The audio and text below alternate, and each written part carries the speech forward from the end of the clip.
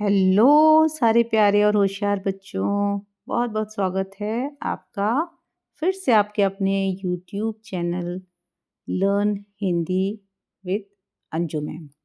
बच्चों, हम लोगों ने पहले आपकी पाठ्य पुस्तक सोन चिरैया कक्षा 8 के पाठ अजंता की चित्रकला के हम लोगों ने सारे प्रश्न कर लिए थे, लिखित प्रश्न और मौखिक प्रश्न भी कर लिए थे। आज हम लोग ये मिडिल ऑफ द चैप्टर के कुछ क्वेश्चन आंसर्स देखेंगे, है ना?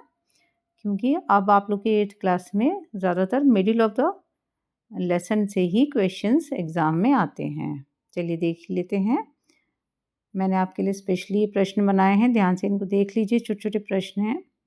पहला प्रश्न है, अजंता की गुफाओं में किन कलाओं का सुसंबद्ध श्रृंखला के रूप में प्रयोग हुआ है? तो इसका उत्तर है, मैंने इनको पूरे वाक्य में नहीं लिखा है, आपके अगर एग्ज़ाम में आएगा तो इसे पूरे वाक्य में लिखिएगा। कैसे लिखेंगे?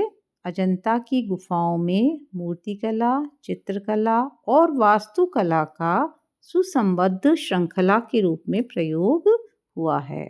ठीक है।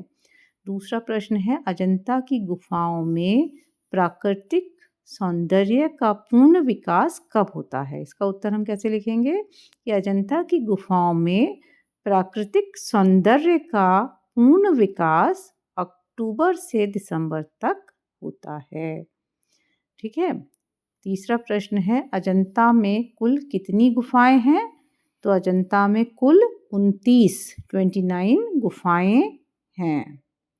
प्रश्न 4 है, अजंता की गुफाओं के भेद बताइए। या फिर ये प्रश्न आपका इस प्रकार से भी आ सकता है कि अजंता में की गुफाएं कितने प्रकार की हैं? ठीक है। इसका उत्तर होगा कि अजंता की गुफाओं के 2 भेद हैं, स्तूप गुफा और विहार गुफा। या फिर आप ऐसे उत्तर लिखेंगे कि अजंता में 2 प्रकार की गुफाएं हैं, स्तूप गुफा और विहार गुफा। ठीक है। प्रश्न 5 है, अजंता की सबसे बड़ी स्तूप गुफा कौन सी है?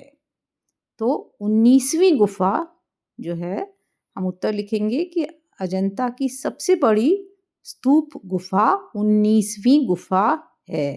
ठीक है। छठा प्रश्न, स्तूप गुफा में क्या कार्य होता था?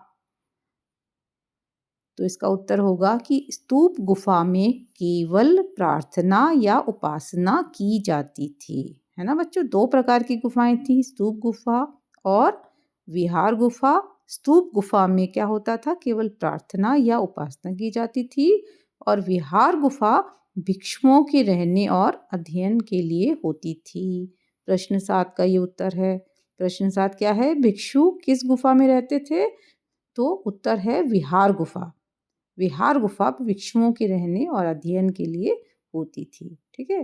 प्रश्न 8 है, गुफाओं में किस रंग से चित्र उकेरे जाते थे? तो उत्तर होगा कि गुफाओं में लाल रंग से चित्र उकेरे जाते थे। अच्छा, प्रश्न 9 देख लीजिए, भगवान बुद्ध के गृह त्याग का चित्र किस गुफा में है ना? तो यह चित्र 16वीं गुफा में है। प्रश्न 10 देखिए, माता पुत्र के प्रसिद्ध चित्र में माता और पुत्र टकटकी लगाकर किसे देख रहे हैं? तो इसका उत्तर क्या होगा? भगवान बुद्ध को देख रहे हैं। और माता पुत्र में माता कौन है? माता यशोधरा और पुत्र राहुल, है ना? ये भी कभी प्रश्न आ जाए तो आप इस तरह से लिख सकते हैं।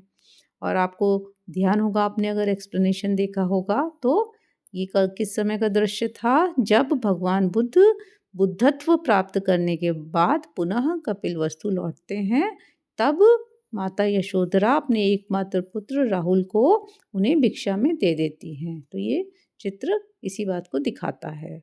प्रश्न 11 है, युद्ध के चित्र में कितने चेहरे गिने जा सकते हैं? तो जो युद्ध का चित्र इतना सजीव बना हुआ है कि उसमें चेहरे गिने जा सकते हैं। इसका उत्तर क्या होगा? लगभग 300 चेहरे गिने जा सकते हैं। प्रश्न 12 है, चित्रकारों ने अपने नाम का उल्लेख क्यों नहीं किया? तो इसका उत्तर होगा, चित्रकारों ने अपने नाम का उल्लेख इसलिए नहीं किया क्योंकि वे अपने नाम का प्रदर्शन करना और प्रसिद्धि पाना नहीं चाहते थे। प्रश्न 13 है, अजंता की चित्रकला पाठ के लेखक कौन हैं? तो वो होंगे राय कृष्ण दास।